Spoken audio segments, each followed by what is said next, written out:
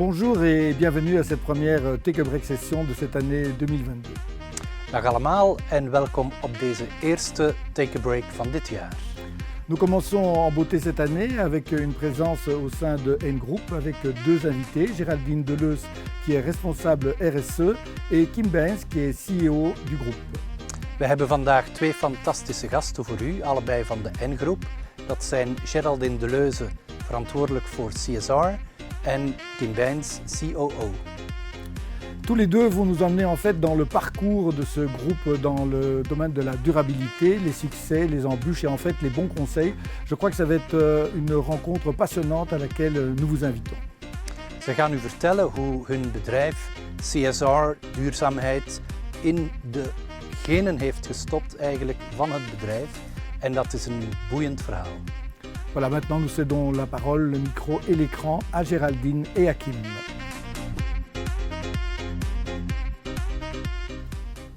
Dag allemaal, we zijn heel blij om hier te zijn. Bedankt aan PUB om ons de kans te geven om jullie ons verhaal te vertellen vandaag in alle bescheidenheid. Jullie zullen zien, niets is perfect in deze wereld en wij zeker ook niet. Maar het is toch wel interessant om als media ons verhaal te kunnen vertellen. Eerst en vooral, wie zijn wij? Wij zijn N-Groep. Wij zijn de tweede privé-radiogroep in Franstalig België en wij beheren 4 prachtige merken, al zeggen wij het zelf.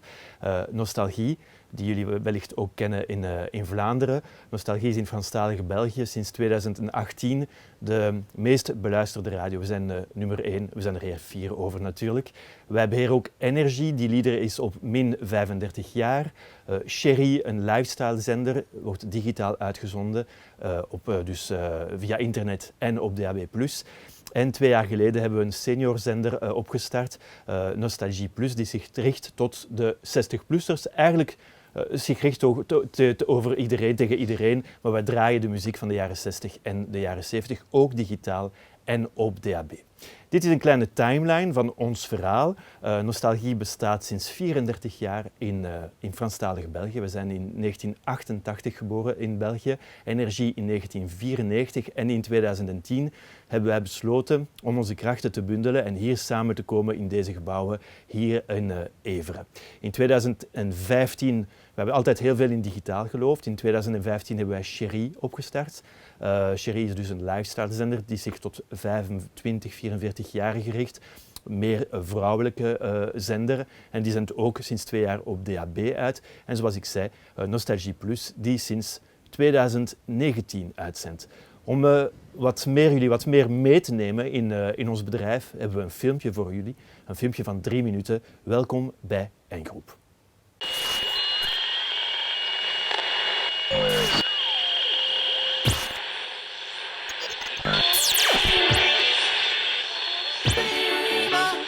Merci d'avoir choisi Nostalgie pour rêver avec nous en musique cet après-midi. Moi, écoutez, quand je suis de bonne humeur, je chante la vie, je danse la vie, je bois la vie. On y est sur Nostalgie. Bonjour tout le monde. Merveilleuse journée avec la musique de Sherry, les guitares de Sherry. À venir dans la prochaine demi-heure, Barry White, le roi de la soul. Et justement, on a Kenji avec nous en studio. C'est pas beau ça? Michel Fugain est notre invité. Une furieuse envie de chanter. On va continuer, nous, la musique pop comme ça.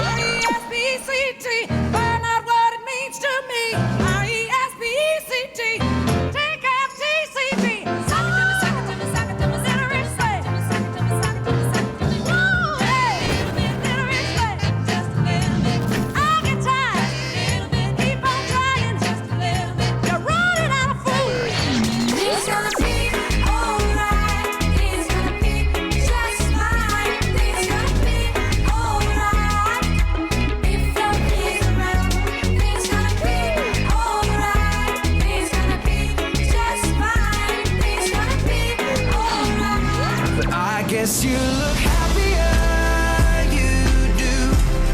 My friends told me one day I'll feel it too. I could try to smile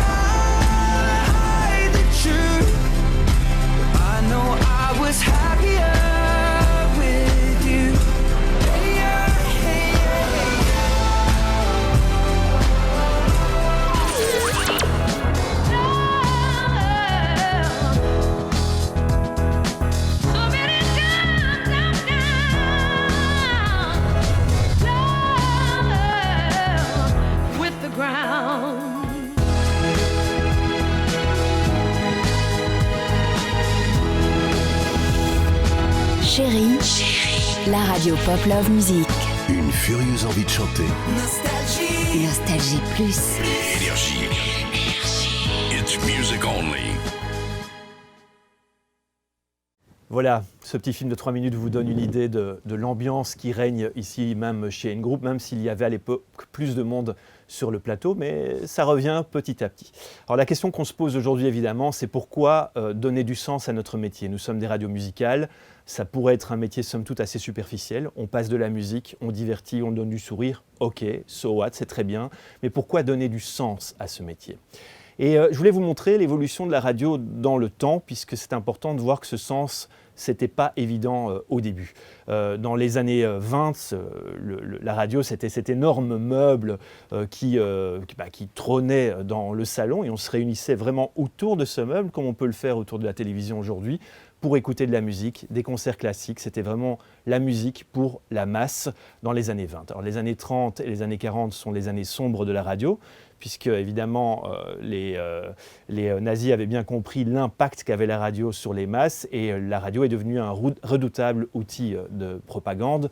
Heureusement, dès les années 50, la radio retrouve un rôle nettement plus joyeux, et révolution, il y a le transistor qui naît, et ce transistor, il va carrément révolutionner l'utilisation de la radio, puisqu'on va avoir un rapport direct à la radio. C'est plus ce meuble dans le salon qu'on partage, c'est j'écoute ma musique sur ce transistor qui est portable. Ensuite, dans les années 70, c'est l'avènement des radios pirates. Et la radio devient à ce moment-là un symbole de rebelle attitude, de contestation des pouvoirs mis en place. La radio, c'est vraiment hype de l'écouter, puisqu'on l'écoute parfois en cachette. Les gens montent en rue pour défendre leur radio libre. Donc ça, c'est les années 70. Puis dans les années 80 et 90, il y a ce que je dirais l'ère du marketing. On commence à créer des marques fortes en radio. Quelques exemples ici à l'écran. Énergie, né en 81. Contact en Belgique, qui connaît plus ou moins la même histoire qu'Énergie, également né en 81. Des marques comme Studio Bruxelles, des marques très très fortes qu'on market, on crée des marques fortes, du storytelling fort, et c'est très important d'avoir ces marques puissantes. Et puis, depuis 2010, et même tout ce qu'on vit maintenant, ça ne suffit plus. Ça ne suffit plus d'avoir un beau logo, ça ne suffit plus d'avoir des beaux jingles, ça ne suffit plus d'avoir un beau slogan. Les auditeurs, nos clients finalement, se demandent à quoi on sert. On passe de la musique, c'est très bien, on divertit, mais à quoi sert cette radio ? Et c'est ce que j'appelle l'ère du purpose radio, c'est à quoi ça sert de toucher des centaines de milliers de personnes tous les jours. Et vous voyez là quelques logos d'initiatives qui montrent que les radios ont compris cela. Le Nostalgie Magic Tour, je reviendrai plus tard sur cette initiative que nous avons lancée il y a plusieurs années, Viva for Life sur Vivacité, de Warmsteweg, bien connu, partie de Studio Bruxelles, qui maintenant s'étend à tout l'univers de la VRT. La radio est investie et donne du sens. Et ça, c'est fondamental, puisqu'on est conscient qu'on a un rôle à jouer dans la société, on a un rôle à jouer dans la contribution à un monde meilleur.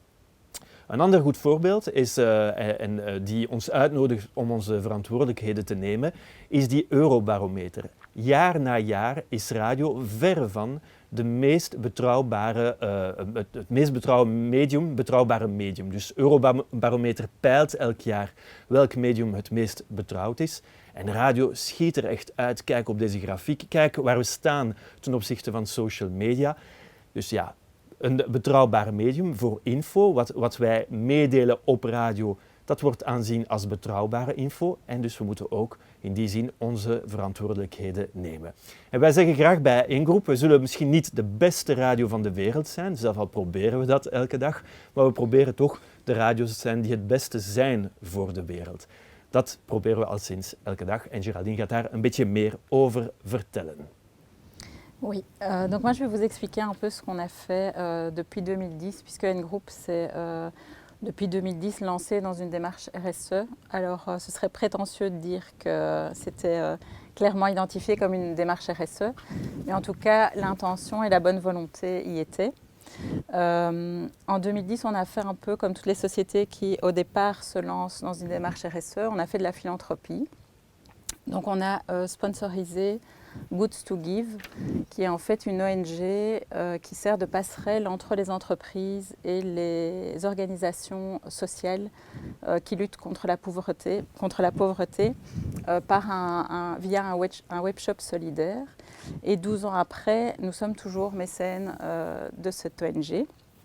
Et en fait, 2010 a vu aussi le départ de notre démarche RSE en interne, puisqu'on a une éco-team qui s'est formée avec plusieurs personnes de tous les départements, qui s'est formée en interne et qui avait pour objectif de sensibiliser notre équipe à cette démarche, notamment par la rationalisation des déchets, par la promotion de la mobilité douce.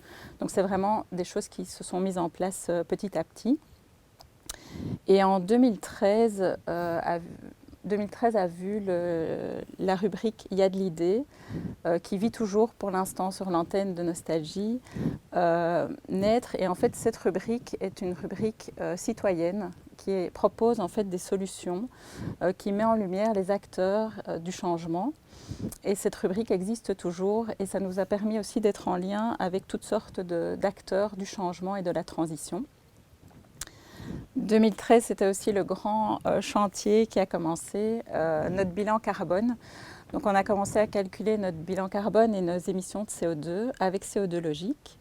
Et à partir de 2014, on a été labellisé CO2 neutre. Alors on sait que le label CO2 neutre peut parfois être taxé de greenwashing. Parce qu'évidemment, pour les entreprises, c'est se donner bonne conscience. Nous sommes CO2 neutres parce que ça permet de compenser assez facilement les émissions. Mais en fait, ça nous a vraiment permis de faire un bilan de toutes nos émissions carbone. Et ça nous a permis de mettre pas mal d'actions en place pour diminuer nos émissions carbone. Donc depuis 2014, on a diminué de 25%. Par une amélioration dans le bâtiment, dans la flotte de voitures. On a plus de voitures électriques, des hybrides, des vélos électriques. Et on a aussi fait pas mal d'investissements sur nos émetteurs, puisqu'évidemment, en tant que radio, on a pas mal d'émetteurs pour la FM. Et donc, en tout cas, la plupart de nos émetteurs ont été passés sur l'énergie verte. Donc, ça nous a vraiment permis de diminuer pas mal nos émissions. On a encore des gros projets là-dessus en 2022, donc ça, on vous en parlera plus tard. En 2015, on a vraiment mis le focus sur les informations constructives. Alors, qu'est-ce que c'est ? On s'est rendu compte que les médias, en tout cas dits traditionnels, pouvaient être assez anxiogènes. Et en fait, l'information constructive, c'est traiter l'information différemment. Donc c'est aussi mettre en avant ce qui est positif. Alors on ne cache pas ce qui est négatif, mais on cherche aussi des pistes de solutions. Et c'est aussi tout un travail sur la voix, sur les mots qui sont choisis. Et Leslie, qui est toujours là, puisqu'elle était déjà là en 2013 avec l'idée, sera d'ailleurs une des fondatrices de l'ASBL New 6, qui est en fait vraiment la référente de l'information constructive en Belgique. Alors en 2017, on s'est attaqué à un gros chantier qui est l'implémentation du management participatif et une politique de bien-être au travail avec vraiment l'humain au centre. Je dis que c'est un gros chantier parce qu'évidemment on ne change pas comme ça une entreprise hiérarchique qui a toujours fonctionné de cette manière. Donc on a vraiment formé en fait la plupart de notre personnel au management participatif, aux techniques de facilitation de réunion. Et en fait, ça nous a permis vraiment de passer d'une société qui était purement hiérarchique à une société où la décision est au bon endroit. Et c'est aussi une manière de crédibiliser notre engagement, puisque là, ce n'est pas seulement un engagement qui vient du CEO, « Ok, on va faire ça ». Ici, c'est vraiment l'équipe qui s'engage.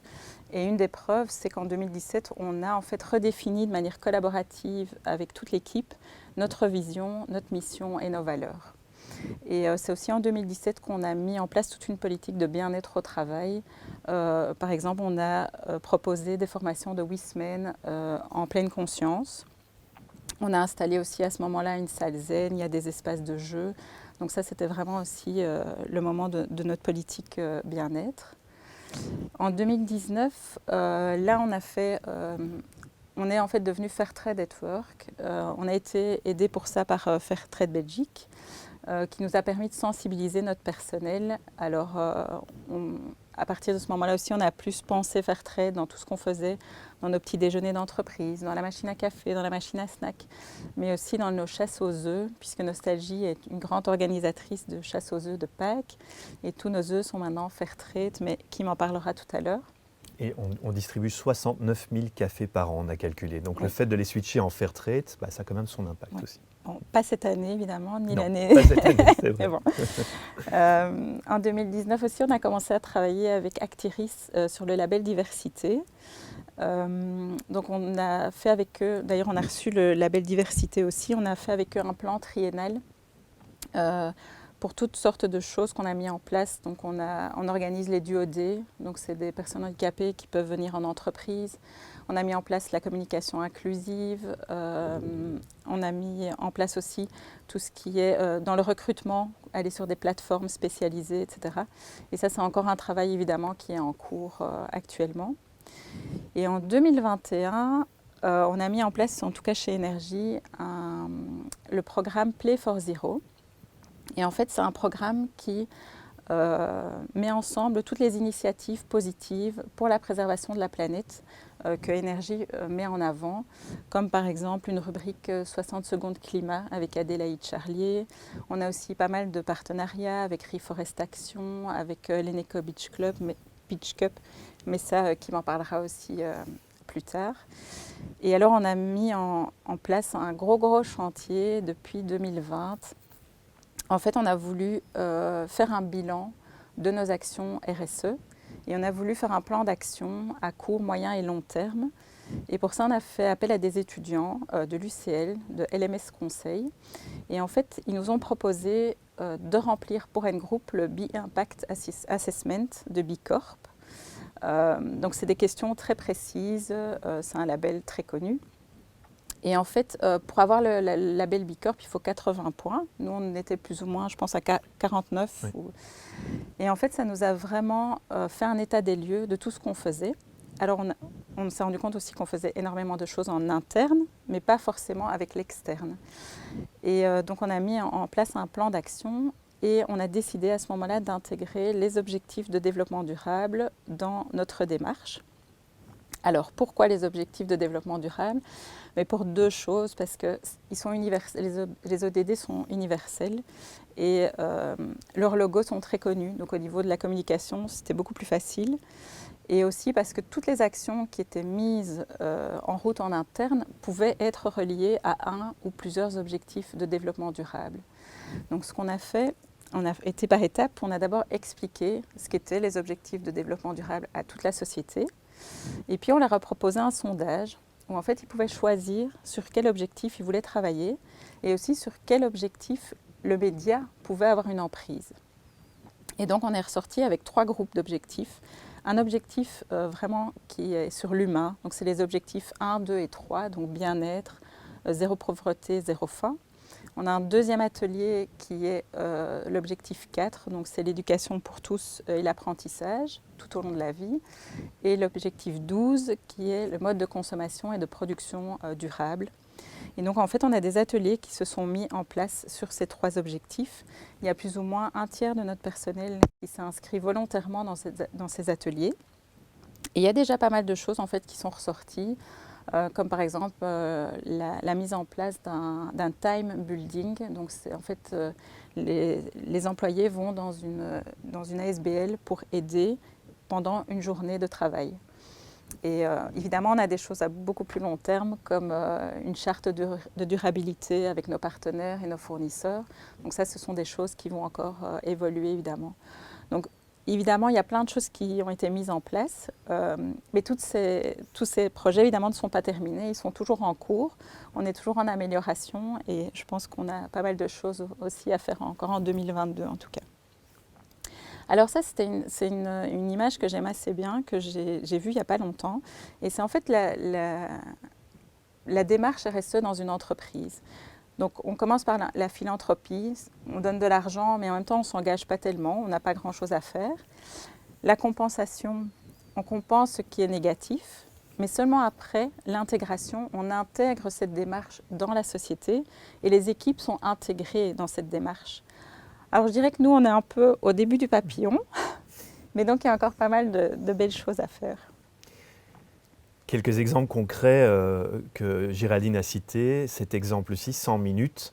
Chaque année, on offre à 15 associations 100 minutes d'antenne sur toutes nos marques. C'est un budget qui vaut entre 70 et 80 000 euros. Et donc ça leur permet de faire des campagnes publicitaires sur des radios qui touchent beaucoup de monde et de déployer leur activité. Donc c'est quelque chose qu'on fait déjà depuis de nombreuses années. Hier een voorbeeld van ons eco-team die we in 2010 zijn opgestart en die we natuurlijk stimuleren en activeren via Workplace. Workplace is ons intranet. We hebben bijvoorbeeld bike-sharing, we hebben fietsen in de garage die we kunnen delen. Als het de week van de mobiliteit is, dan worden onze personeelsleden gemobiliseerd om daaraan deel te nemen of gestimuleerd om daaraan deel te nemen. Dus intranet is heel belangrijk om dat eco-team levende te houden. Alors, le problème, c'est qu'on est des radios divertissantes, on passe de la musique, donc il ne faut pas qu'on arrive avec un côté trop paternaliste quand on parle d'écologie. Voici une mécanique très simple et très ludique, mais qui permet quand même toujours de dire on est là et on fait quelque chose. Sur Énergie, avec Reforest Action, chaque fois qu'un auditeur passe à l'antenne, on plante un arbre. Et c'est très simple à communiquer. Tu es passé à l'antenne, grâce à toi, on plante un arbre.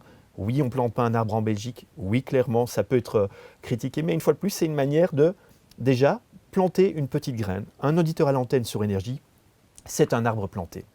Dit is een actie die we al lang doen met Eneco Beach Cup. Dus met onze DJ's gaan we het strand schoonmaken. En sinds verleden jaar doet heel Energiegroep, en heel Energiegroep dat betekent 13 landen. Want Energie is aanwezig in 13 landen, dus die 13 landen nemen op 19 maart deel aan deze acties om publieke ruimtes op te kuisen, samen met de luisteraars, met muziek, met de DJ's. Corporate Régénération, ça c'est confronter nos idées, nos engagements à des jeunes forcément engagés, des jeunes qui ont décidé de faire partie de Corporate Régénération. Et on a tous les mois une réunion avec eux. La présentation qu'on vous montre ici, ils l'ont vue, ils nous l'ont challengé, cette présentation. Quand on fait un manifeste, ils le relisent, ils le corrigent. Il y a un esprit très critique chez cette nouvelle génération qui est juste fabuleuse, et pourquoi s'en priver? Donc Corporate Régénération vient de temps en temps au comité de direction nous challenger sur nos engagements. Dit is wat er on air gebeurt. Il y a l'idée, wat we al besproken hebben met Leslie Remenans, elk weekend, le journal de la mobilité. Allemaal positief nieuws over mobiliteit en alternatieven in mobiliteit. Wordt ook op Nostalgie uitgezonden. Op Energie om 12:30 elke dag Adélaïde Charlier. Die in 60 minuten een handige info komt geven over ecologie. Dus natuurlijk wordt er ook on air veel gepraat over ons engagement. Ça, c'est le Magic Tour. Le Magic Tour de Nostalgie, je pense que ça date quand même bientôt depuis 10 ans. En décembre, avant Saint-Nicolas, on fait une grosse récolte de jouets, du seconde main mais en bonne qualité. Et vous voyez les résultats, 9 tonnes de jouets de récoltés, 18 000 piles de récoltés avec Bébat, donc on greffe à ça en plus une action de recyclage avec des piles. Et ces piles servent à offrir un chèque pour un village de l'Icebell avec laquelle on travaille, qui est l'Icebell Arc-en-Ciel, qui a elle chapeaute des dizaines d'Icebell qui sont en charge d'enfants défavorisés. Dit is een andere actie die we een paar jaar geleden niet zouden gedaan hebben. Met de Recupel hebben we met Nostalgie, met een mobiele studio, hebben de mensen en de luisteraars opgeroepen om hun kapotte elektrisch materiaal te verzamelen. Ongelooflijk succes die actie. En we hadden aan die actie ook een solidariteitsactie gelinkt. Want er kwamen mensen ook die toestellen herstellen. En in al die toestellen die we verzameld hebben we toch 500 toestellen kunnen herstellen en hebben we kunnen schenken aan de slachtoffers van de wateroverlast van verleden zomer. Dus dit zijn een paar concrete voorbeelden van wat we op een ludieke manier kunnen doen en kunnen brengen on air. Wat gaan we nu vanaf 2022 doen? Bon, ben là, il y a encore du boulot. Alors, on est en 2022 et le reste, évidemment. Vous l'avez peut-être vu, tout récemment, nous avons été en fait reconnu comme membre du SDG Media Compact de l'ONU. Et donc en fait c'est une initiative de l'ONU qui regroupe les organisations de divertissement et d'information dans le monde entier qui sont reconnues comme vecteurs des objectifs de développement durable. Donc ça c'est vraiment une reconnaissance en interne pour tout le travail qui a été fourni aussi par nos équipes et ça nous booste encore plus pour continuer ce projet. Alors, comme toutes les sociétés, enfin beaucoup déjà de sociétés qui ont une démarche RSE, on voudrait développer en 2022 un rapport annuel d'impact. Parce que oui, on a une démarche RSE, mais on aimerait aussi pouvoir mesurer les performances dans cette matière. Et donc ça, c'est un de nos objectifs vraiment pour coller au mieux à la réalité. Comme on vous l'expliquait tout à l'heure, oui, on est neutre en carbone. Ce qu'on voudrait, c'est diminuer encore plus nos émissions. Donc là, on est à moins 25%. On voudrait diminuer encore plus. Et on a plusieurs projets qui sont mis en place cette année, notamment des panneaux solaires sur le toit, qui nous permettraient vraiment de couvrir nos dépenses des studios et du local technique. Pourquoi pas des batteries qui nous permettraient d'être plus autonomes encore au niveau de l'électricité. Donc il y a pas mal de choses qui sont mises en place. On veut vraiment diminuer au maximum notre impact CO2. Vous imaginez si on arrive à faire ça, juste concrètement, on serait, je pense, une des premières radios au monde à fonctionner dans les conditions possibles. Donc ça veut dire quand il y a de la lumière et probablement en été, de faire fonctionner nos studios sur de l'énergie solaire. Donc nos radios émettraient sur de l'énergie solaire. Émettraient, ce n'est pas tout à fait correct. Attention, je fais du greenwashing parce que les émetteurs ne sont pas sur l'énergie solaire, mais en tout cas les studios, la diffusion se ferait sur l'énergie solaire. On tend vers cela en tout cas. Et alors, une des dernières choses, c'est qu'on s'est vraiment rendu compte en faisant le Bee Impact Assessment qu'on avait travaillé beaucoup en interne, mais très peu avec nos parties prenantes externes. Et donc, on voudrait mettre en place une charte de durabilité avec nos fournisseurs et nos partenaires. Et on voudrait aussi faire plus de choses avec nos régies, avec les annonceurs, parce qu'on se rend compte qu'il y a beaucoup de sociétés qui sont dans cette démarche et qu'on a envie d'aller plus loin avec elles. Donc ça, c'est vraiment un de nos gros objectifs. C'est un des points sur lesquels on perdait beaucoup de points, évidemment, chez Bicorp, c'est qu'il faut impliquer les partenaires. Voilà. On ne peut pas, nous, être engagés et être sur un événement qui distribue des gobelets en plastique, pour le dire basiquement. Donc, on doit engager nos partenaires dans un contexte très concurrentiel où nos concurrents, la RTBF et la RTL, veulent les mêmes partenariats. Nous allons tout de même demander à nos partenaires de signer, de souscrire à une charte qui se fera en étapes, une fois de plus. Pas de perfection du jour au lendemain. On accepte un avancement ou en tout cas une évolution en année 1 et on demande un engagement en année 2, année 3. Donc ça, c'est un gros pas vers l'avant. Oui. Alors, wat zijn de obstakels in alles wat we doen? Er zijn 3 obstakels. De eerste, de fear of greenwashing. We hebben sinds 2010 eigenlijk nooit gecommuniceerd over wat we deden. Dus ik heb 2 weken geleden voor mijn zoon een spelletje gekocht in plastic en daar stond op CO2-neutraal. Daar heb je het dan. Hè? Dus dat is echt een plastic spel CO2-neutraal. Dan zit je met die compensatie. Wij hebben nooit op onze campagnes, reclamecampagnes, gezegd dat we CO2-neutraal waren. Dat was iets wat we intern deden. Dus dat is belangrijk. We hebben nooit gecommuniceerd. Maar toen kwamen die jongeren van Regeneration en Adelaide Charlier zeggen van ja, maar jongens, jullie zijn een medium. Jullie bereiken elke dag 900.000 luisteraars. Het kan niet zijn dat jullie daar niet over communiceren. Jullie moeten jullie verantwoordelijkheid nemen en jullie moeten niet bang zijn om niet perfect te zijn. Kritiek ga je krijgen. Dat komt er sowieso. Dus verleden jaar hebben we begrepen dat we toch over moesten gaan naar communicatie en niet bang zijn voor die greenwashing. En Wim van Bubka stuurde mij die slides die toont dat er heel veel werk is. Hè, want slechts 6,4% van de consumenten geloven hun merk wanneer die iets doet voor het klimaat. En slechts 7,7% gelooft hun merk als ze iets sociaal doen. Er is enorm veel werk om mensen te overtuigen. Maar niet getreurd, we gaan het doen. Hè. We gaan kritiek aanvaarden als het maar constructieve kritiek is. En we gaan niet meer bang zijn voor die greenwashing en communiceren op onze websites on-air over wat we doen. Een voorbeeldige functie hebben eigenlijk. Het tweede probleem is het budget, le budget. Être engagé écologiquement, ça coûte plus cher. On ne va pas vous dire que ça va vous faire gagner de l'argent, ça coûte clairement plus cher. Un exemple que Géraldine a évoqué tout à l'heure, il y a 2 ans, on a décidé que nos chasseurs aux œufs, puisque Nostalgie est le plus gros organisateur de chasse aux œufs chaque année, que nos chasseurs aux œufs devaient distribuer des œufs Fairtrade, des œufs galères Fairtrade, des œufs belges Fairtrade. On distribue sur ces chasse aux œufs 1,5 tonnes d'œufs. Et ça nous coûtait généralement 7 000 €. Pour passer sur des œufs Fairtrade, on passe à 18 000 €. Donc vous voyez que c'est un impact quand même budgétaire, qu'il faut déjà expliquer à nos administrateurs en France, puisque nos administrateurs sont pour la majorité français, pourquoi en une fois ces événements coûtent beaucoup plus cher et que ça ne va pas rapporter de l'argent. On le fait par conviction. Là, on vient de produire, il y a 2 semaines, les premiers bonnets. On a des bonnets pour nos équipes promo, des premiers bonnets en coton écologique de Nostalgie. Eh bien, ça coûte 2 fois plus cher, clairement. Donc si on a un budget qui n'est pas extensible, on doit faire mieux, mais moins. Donc le budget, c'est effectivement un défi. Un dernier exemple, c'est les goodies. Nous avons plus ou moins 1000 événements par an sur le terrain.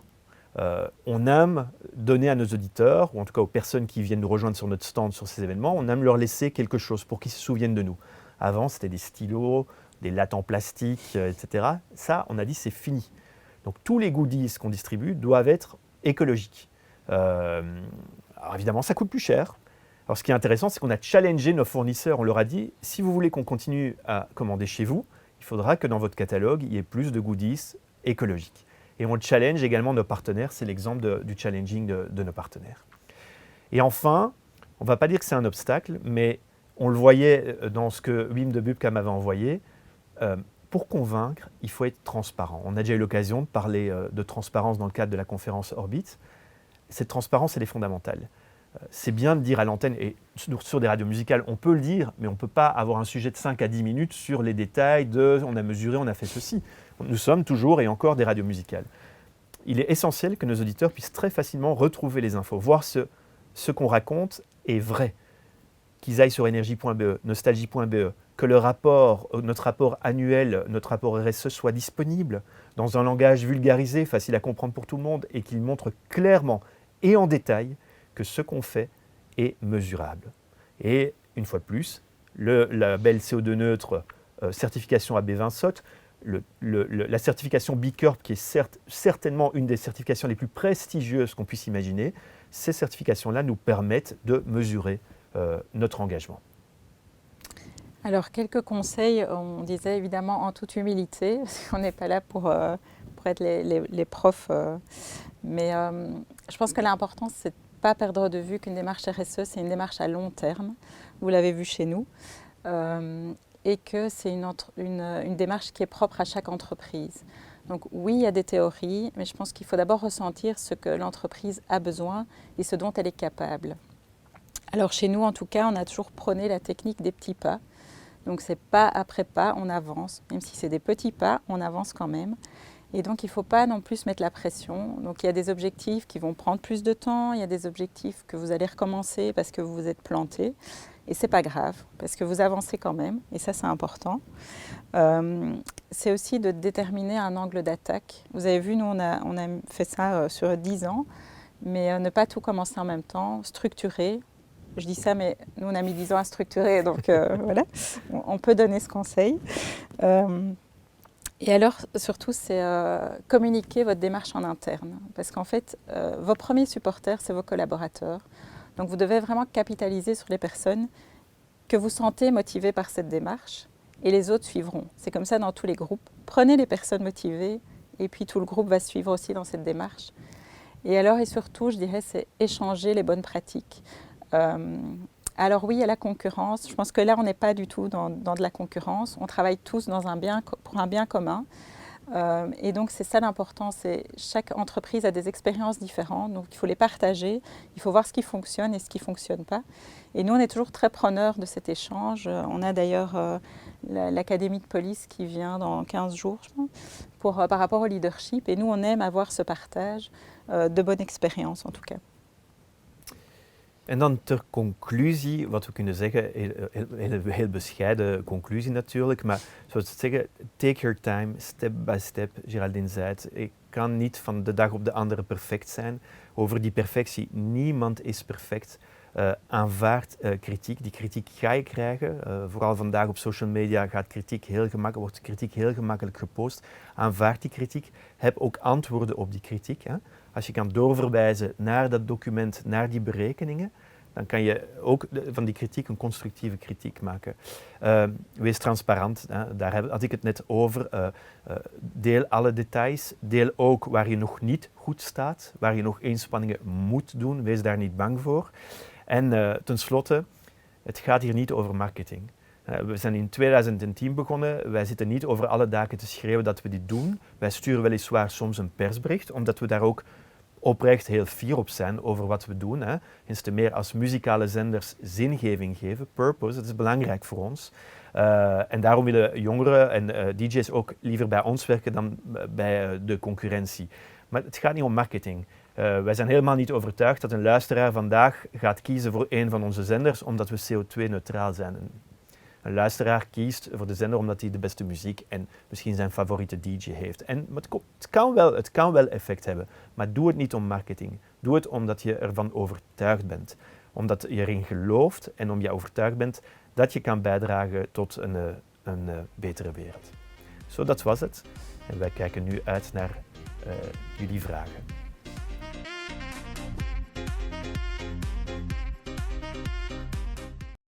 Merci Géraldine et Kim. Et nous avons en fait déjà une question par rapport à ce que Géraldine vient de dire. Échanger les bonnes pratiques entre entreprises, c'est une excellente idée, mais comment faire, comment procéder? Est-ce que vous invitez les autres à vous prendre contact avec vous? Comment ça va fonctionner? Mais il y a déjà des organisations qui font ce genre de choses. Je pense par exemple à The Shift, qui met vraiment en contact les entreprises par rapport à ces sujets de durabilité. Évidemment, nous aussi, on est prêt à échanger avec vous. Donc, n'hésitez pas à nous contacter. On est toujours preneur d'un échange d'expérience. Je sais pas si tu veux rajouter. Oui, we willen ook een open bedrijf zijn op dat vlak. We ontvangen, met COVID mocht dat natuurlijk veel minder, maar we ontvangen ook graag andere bedrijven. Hier binnen volgende week ontvangen we de Brusselse politieafdeling bijvoorbeeld in onze gebouwen om te tonen wat we gedaan hebben. Dus we delen het graag en inspireren graag mensen die daar interesse voor hebben. Dus jullie zijn allemaal welkom ook. Een tweede vraagje komt van Thibaut Gelders en die vraagt: gaan jullie ook specifiek inspelen op jongeren? En zo ja, op welke manier? Ja, bedankt voor die vraag, Thibaut. Ja, we zien eigenlijk hebben wij de indruk dat het gemakkelijker is bij de jongeren dan bij een oudere generatie. Die jongeren willen dingen veranderen. Die challengen ook een merk zoals Energy, die eigenlijk wel sinds 1981 een heel commercieel imago heeft. Hè. Die Panther, dat logo, de jingles. En dus wij worden gechallenged door die jongeren. En voor ons is het heel belangrijk om die jongere generatie mee te krijgen in wat wij doen. En ze te overtuigen ook dat wij dingen willen veranderen samen met hen. En vandaar ook de enorme interesse om die jongeren te gaan challengen. Ik ben persoonlijk 2 keer naar mijn vroegere school, naar IX, getrokken om onze engagementen aan te tonen en gechallenged te worden door die jongeren die echt geen blad voor de mond nemen en die echt zeggen wat ze ervan denken. Alors encore une question dont la réponse n'est pas simple. Elle est posée par Nicolas Lambert. Est-ce que vous iriez jusqu'à challenger un annonceur si vous jugez que sa publicité est due au greenwashing? Refuseriez-vous par exemple la pub pour les SUV ou pour des énergies fossiles? Désolé pour la question, difficile que vous soyez formidable. Merci Nicolas. Et tu n'as pas à t'excuser pour la question. C'est une question forcément que les jeunes nous posent beaucoup en disant oui, mais c'est bien ce que vous prenez, mais si vous diffusez des pubs d'annonceurs qui prônent le contraire. Alors, une fois de plus, c'est compliqué de toucher à la pub. Nous sommes une entreprise privée, on ne vit que de la pub et tout ce qu'on peut mettre en place, y compris avec du surcoût, puisque je le montrais que les choses qu'on tente de mettre en place demandent parfois plus de budget. Les choses qu'on met en place ne peuvent être financées que par la pub. Et donc, on a eu de longues discussions en interne de jusqu'où va-t-on là-dedans. Alors, il nous arrive de refuser des spots, mais pour être franc, je ne pense pas qu'on ait refusé des spots pour raison de greenwashing. On refuse des spots quand ils ont des opinions politiques ou religieuses. Donc, peut-être qu'on pourrait tirer le trait. Ce qu'on souhaite faire avec nos régies, et c'est un dossier qui est vraiment prioritaire pour 2022, c'est plutôt d'être incitatif et positif. C'est de dire, on ne pénalise pas ceux qui ont payé une campagne pour la diffuser chez nous. Par contre, on va récompenser ceux qui font une campagne qui fait preuve d'un message positif, d'avancement. Et ces gens-là, main dans la main avec la régie, donc je ne vais pas m'avancer ici puisque ça n'a pas encore été discuté ni avec RMB ni avec IP, en tout cas pas formellement, mais on essaye de les incentiver et de les récompenser parce que leur pub porte un message d'espoir. Mais il est vrai que de là à pénaliser un annonceur et à refuser une campagne sur nos antennes et s'asseoir sur ce budget, c'est quelque chose qui est compliqué de notre côté et c'est quelque chose qui est très compliqué par ailleurs à expliquer à nos administrateurs et actionnaires en France.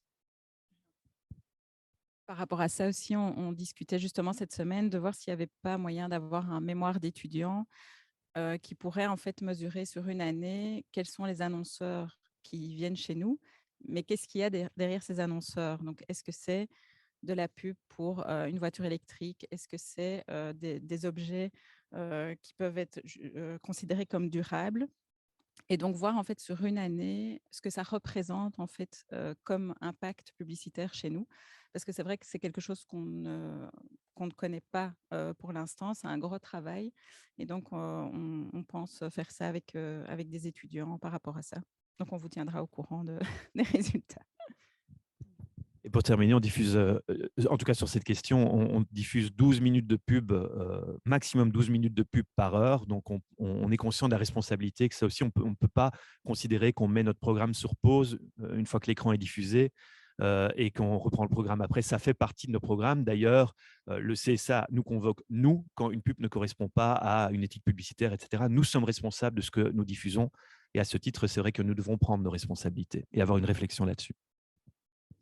En dan een lange ja-nee-vraag. Jullie spraken over de sociale ontwikkelingsdoelstellingen, de SDG's, zegt Geert de Grande. Bij Restory werken ze rond de SDE's, de Social Development Enablers. Zijn jullie daarmee vertrouwd? Bedankt Geert en leuk dat je er bent.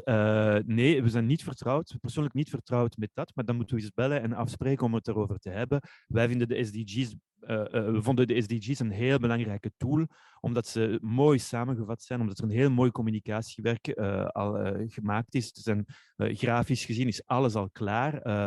We krijgen ook communicatietools mee voor de SDG's, dus voor ons was het heel handig om daar gebruik van te maken, maar zoals gezegd maken we ook gebruik van B Corp en hun quotatiesysteem.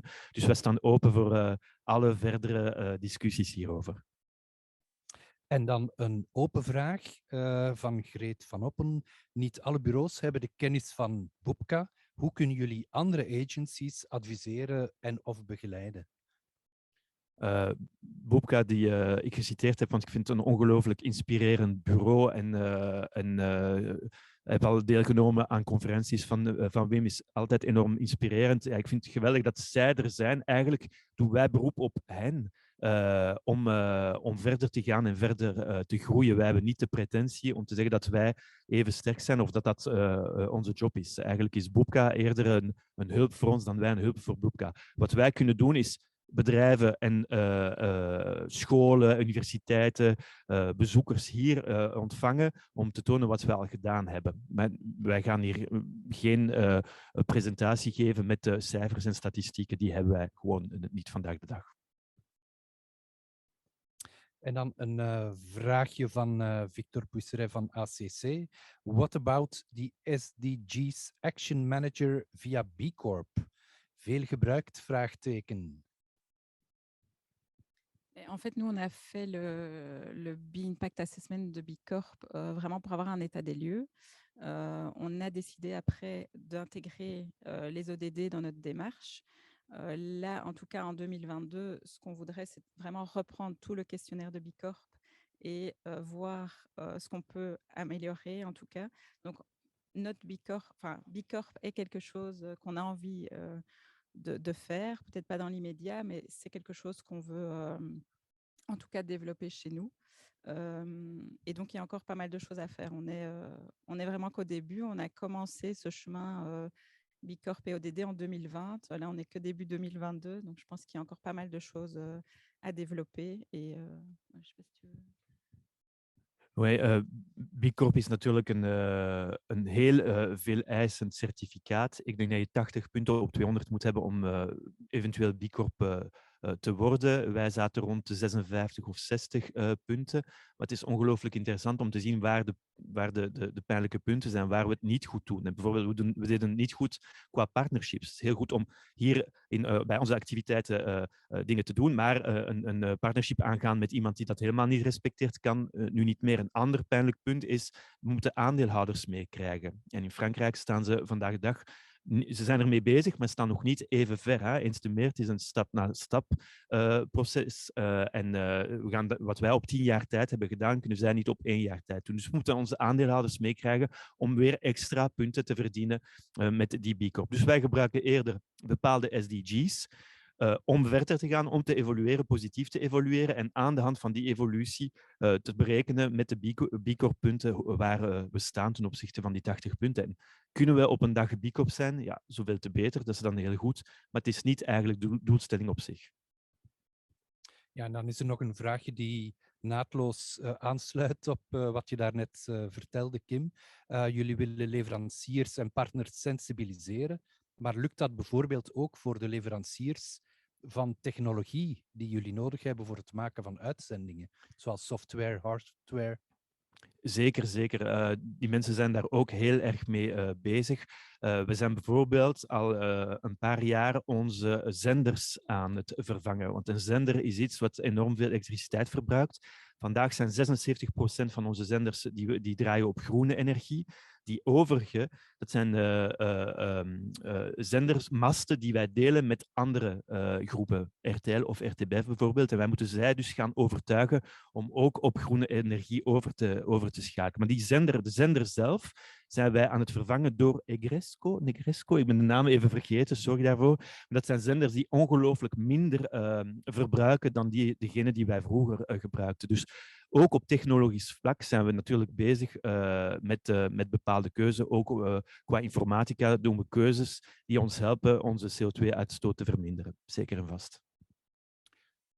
Merci en tout cas Géraldine et Kim. Et puis l'histoire n'est pas terminée parce qu'on va se retrouver le 8 juin prochain pour un Take a Break qui sera consacré au podcast. Et je suis certain que ça va être tout aussi passionnant de vous écouter et d'avoir aussi des beaux exemples à partager. Et dans l'espoir de pouvoir vous recevoir ici même dans notre studio public pour pouvoir échanger sur le phénomène des podcasts, en effet.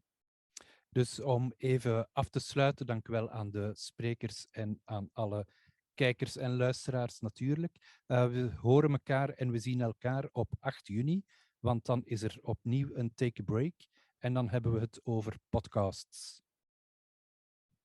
Dankjewel, merci pour votre attention en tout cas. Ce fut un plaisir de partager ça avec vous. Bonne journée.